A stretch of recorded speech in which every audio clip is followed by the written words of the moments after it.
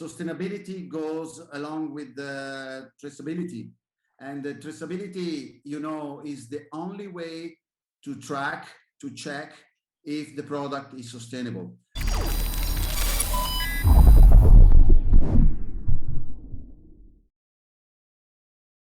Hi everyone, I am Martina and today with the D Factory we have Federico Vianello.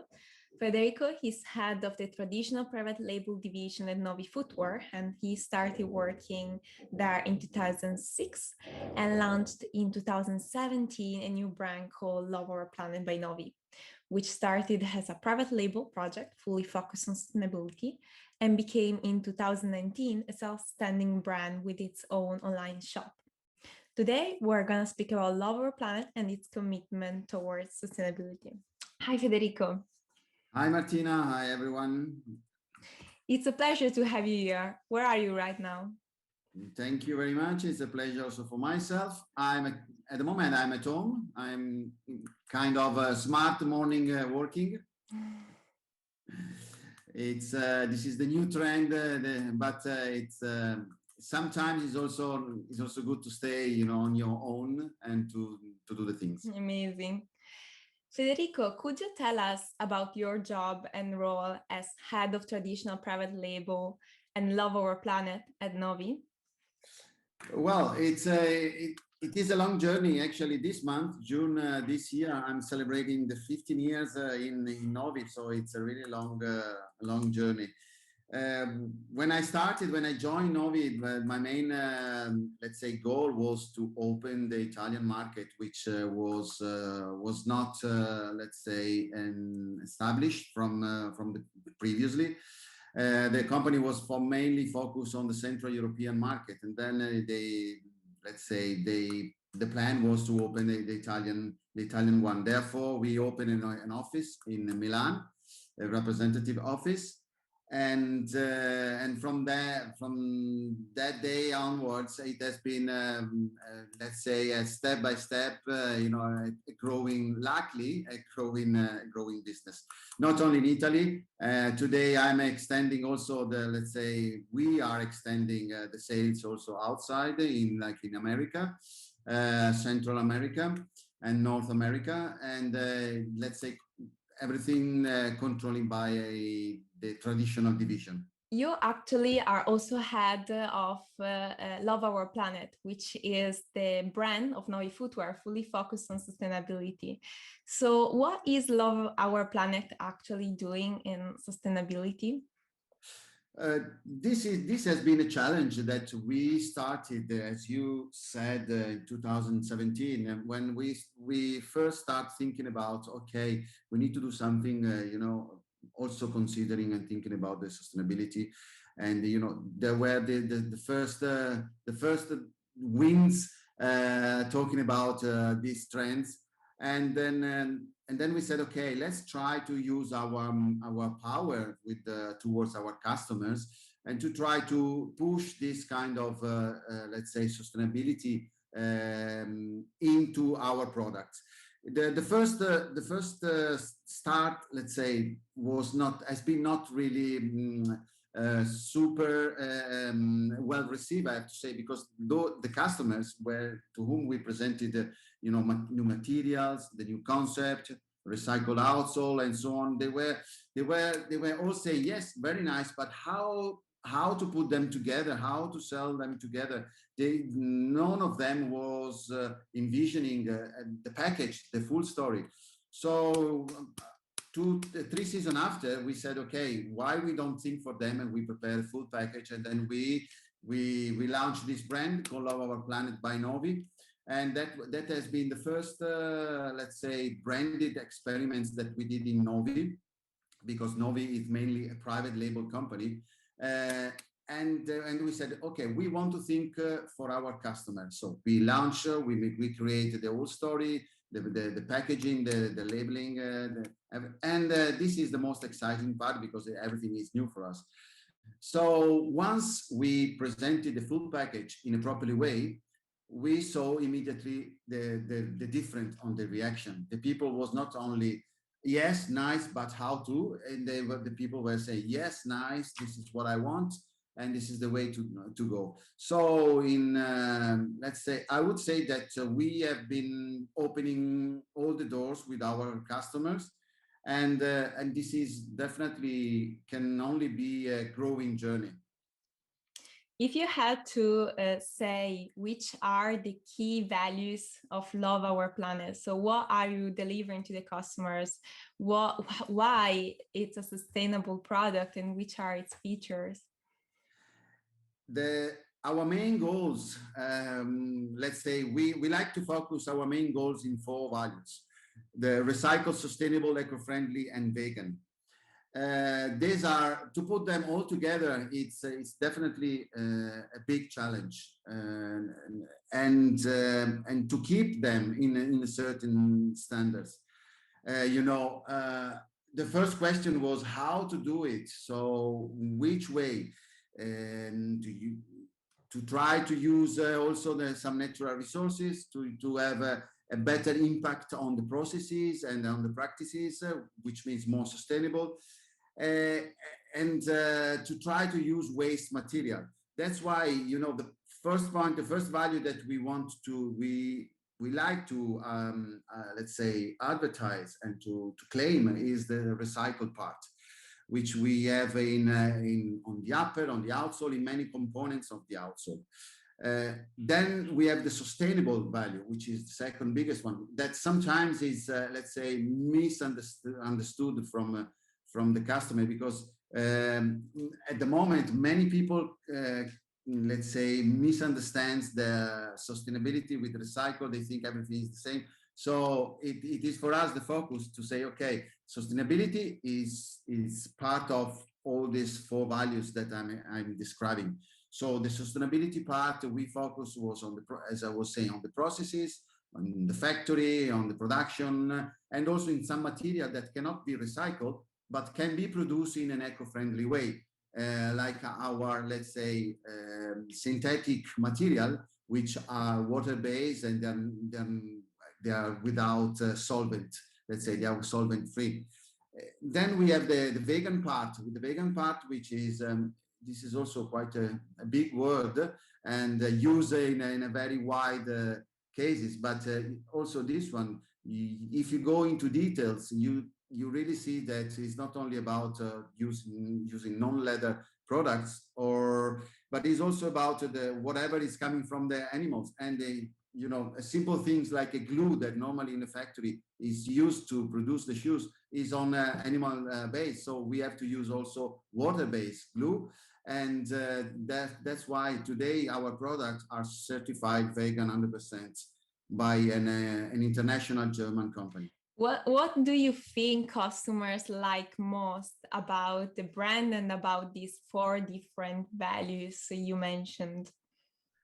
I think that the customer, if we talk about customers, our final consumers, first of all, they like to make a choice. This is first a choice. Sometimes it's a life choice, and sometimes is a small choice that in the end make a big difference. We want to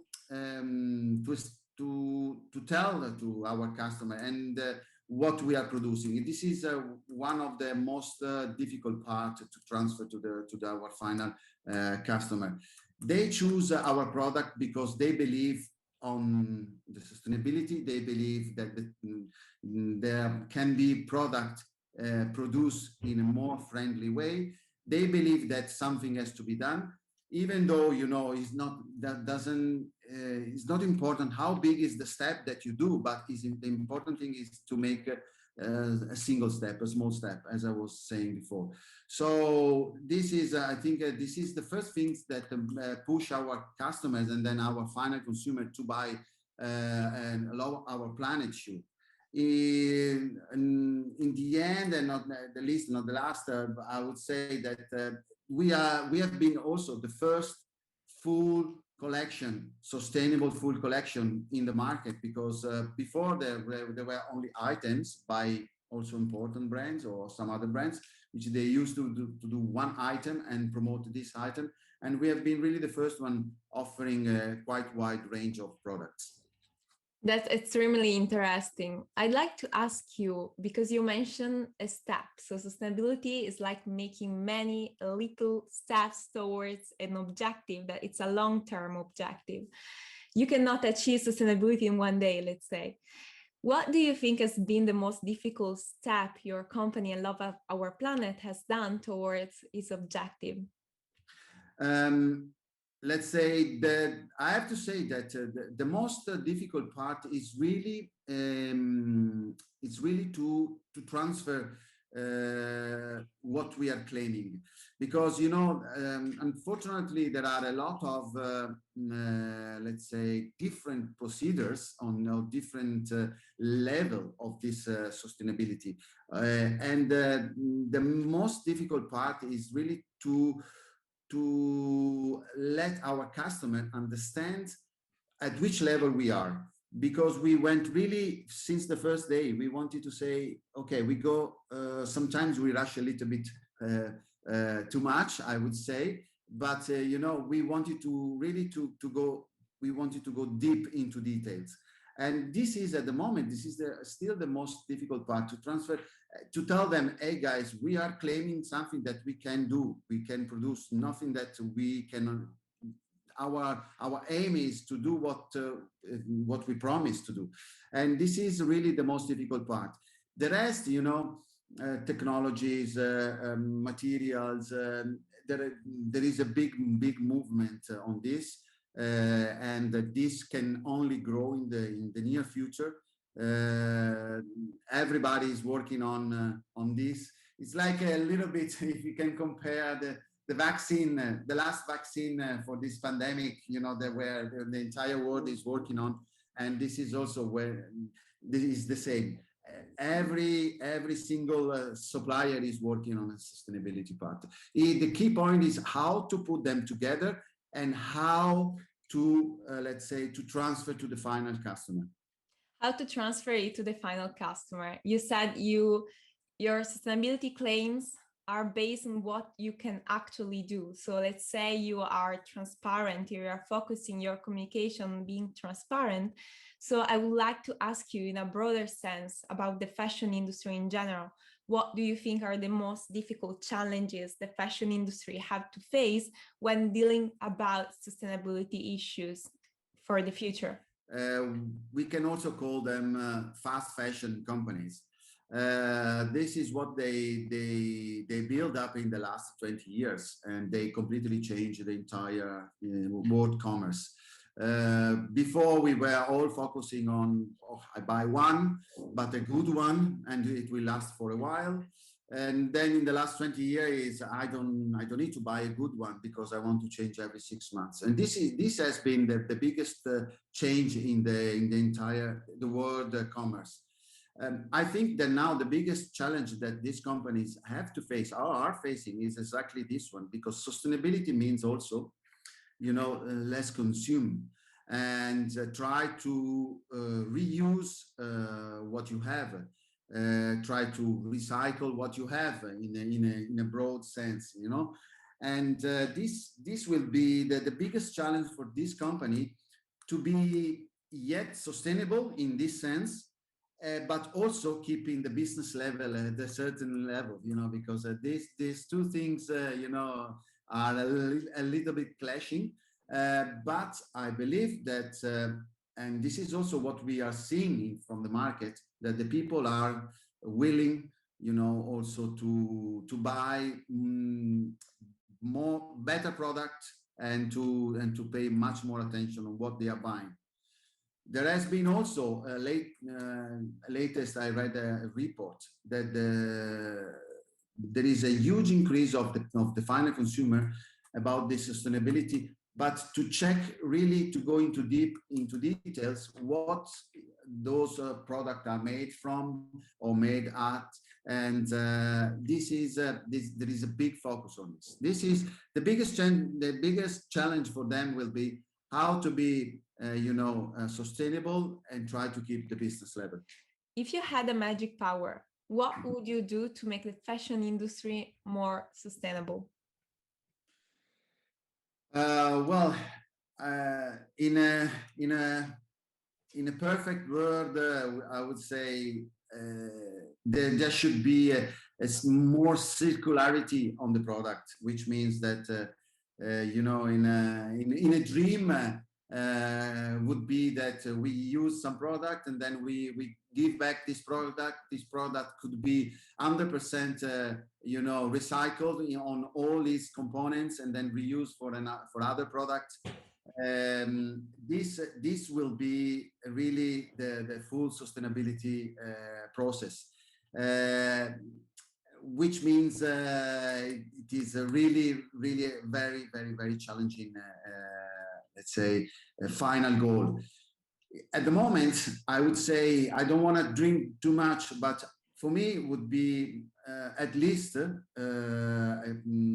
big an important issue if all the company would be, let's say, at the same level, or they could follow the same standards to say I joined this journey, this sustainable journey, and everybody's on the same level, and everybody has to be very clear and very transparent on it. Well, Martina, we are trying to do our best because for us, you know, sustainability goes along with the traceability, and the traceability, you know, is the only way to track, to check if the product is sustainable. There are no other ways on the end of the final consumer to say, okay, is it true what you're saying? Okay, let me check it out. And then I find out that this is, and this is the only tool at the moment that the people, that the final consumer has on their hands. Absolutely. So you mentioned also transparency and traceability, and in general about greener economy. Do you think technology can play a role in transitioning and making this transition happen? Definitely, the technology will help on this. This will be the biggest change that we will have for sure in the near future. New machineries, new technologies will come out and will help to push in this direction.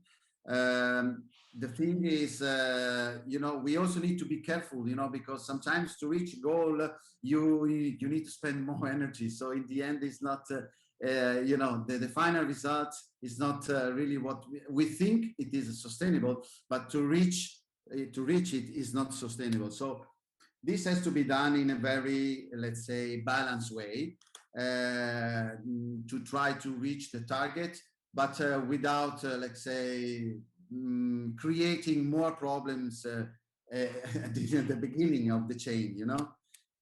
But for sure, the technology, we are also seeing there are a different level technologies to let's say, to remove and to let's say divide the single material, the single pieces, like in a shoe. You know, you have almost 24 pieces, 24 different materials, and to sort them out after, you know, after the full shoes is completed is really challenging. But the technology is almost there. Nowadays there are machineries that can sort them out, and in the end, you know, I believe that in a very soon we will be able to take a shoe to make it in pieces and sort all the different materials and then recycle them. Make a real circular shoe. Yes. And Martina, one thing I also I hope that the people that are listening to us, it is one of the biggest problem that at the moment they are in this sustainable part. It is the so-called greenwashing. This is I think this is the main let's say point that is driving outside the people. They are misleading the final consumer to the focus, to the final result. That's absolutely a good point. That's why we're working on transparency and traceability, is to avoid greenwashing and really good marketing policies that can make sustainability just a buzzword. So Correct. thank you, Federico, for joining us in our traceability journey. Thank you, Martina. Thanks to everybody, and have a great journey to everybody.